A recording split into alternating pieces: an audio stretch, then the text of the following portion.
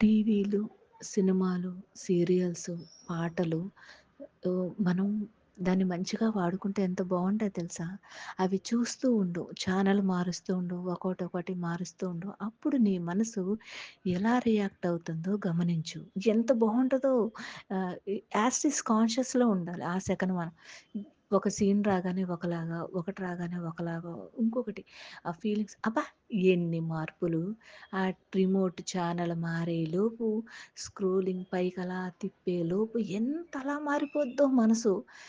అలాంటి మనసుని నీ చేష్టలు నీకు బయట పెట్టి చూపించేది సాధనంగా మీరు ఆటిని వాడితే అప్పుడు గ్రిప్ దొరుకుద్ది. నీకెందుకే అది చూడగానే ఇంత ఆవేశం, ఇంత ఆనందం, ఇంత బాధ, ఇంత కోపం అవసరమా? నువ్వు కొంపలో కూర్చొని టీవీ చూస్తున్నావు, ఫోను చూస్తున్నావు. నీకెందుకు?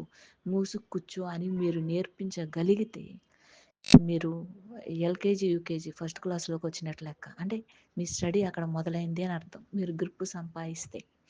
దీని తర్వాత మిగిలింది మీకే అర్థమైపోద్ది ఆటోమేటిక్‌గా. ఎవరైనా మీ ఎదురుగుండా మనుషులు మాట్లాడినా, పై ఆఫీసర్లు మాట్లాడినా, రిలేటివ్స్ మాట్లాడినా ఆ! ఆ! వచ్చేయి రా పని చెయి. ఇప్పుడు ఆళ్ళు మాట్లాడుతున్నారు కదా! నువ్వు మాట్లాడు లోపల నుంచి. నీ ఇష్టం వచ్చింది మాట్లాడు. ఆ! మాట్లాడు. నన్ను ఎదవని చెయ్యి. నువ్వు లోపల కూర్చో అని మీ మనసుతో పదే పదే దాన్ని శంకిస్తూ ఉండండి. అవమానిస్తూ ఉండండి. అప్పుడు అది కంట్రోల్ అయిపోద్ది. అమ్మో! నన్ను ఇతను కంట్రోల్ చేస్తున్నారు. ఈ మనుషులు నన్ను కంట్రోల్ చేస్తున్నారు అనే ఫీల్‌కొస్తది. ఆహ్, మెల్లమెల్లగా నేను చెప్పింది అర్థమైతే బావుండు. అర్థం అవ్వాలని కోరుకుంటున్నాను.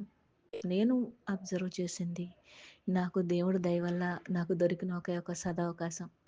నేను సద్వినియోగం చేసుకున్నాను. చేసుకుంటే బావుంటుందని ఆశిస్తున్నాను.